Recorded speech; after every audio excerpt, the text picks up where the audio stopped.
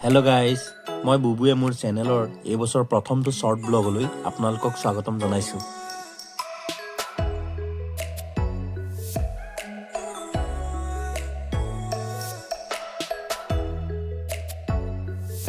প্ৰতি বছৰে লগৰ বন্ধুকেইটাৰ লগত নতুন বৰ্ষৰ আৰম্ভণিতে লগে ভাগে এসাঁজ খাই আহিছোঁ। ভাবিলোঁ এইবাৰো খাওঁ। সেই আগৰ দিনৰ দৰে একেলগে লগ হৈ খোৱাৰ যি মাদকতা সেইবোৰ এতিয়া কমি আহিছে।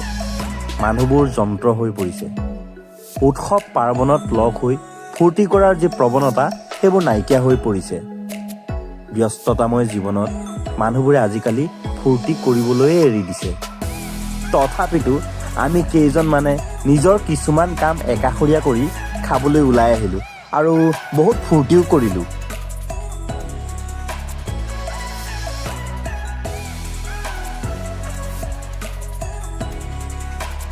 আজি শুক্ৰবাৰৰ দৰে ৱৰ্কিং ডে এটাত কলেজত চাকৰি কৰা আমাৰ দুজন বন্ধু জিন্তু, মাধৱ, ইলেক্ট্ৰিচিটি ডিপাৰ্টমেণ্টত কৰা ৰূপম, বাকী আমি প্ৰাইভেট ছেক্টৰত কৰা বিমান, ৰন্তু, বসন্ত, চিত্ৰ, মই, আমি সকলোৱেই বাকী কামবোৰতকৈও আজি লগ হোৱাত বেছি গুৰুত্ব দিলোঁ।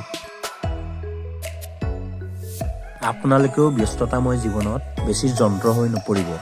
আনন্দ ফূৰ্তি কৰিবলৈ ল'ব। মোৰ ব্লগটো শেষলৈকে চোৱাৰ বাবে আপোনালোকক ধন্যবাদ জ্ঞাপন কৰিছোঁ আৰু আপোনালোকৰ নতুন বছৰটিৰ শুভ কামনা কৰি আজিলৈ আহিছোঁ। আকৌ লগ পাম।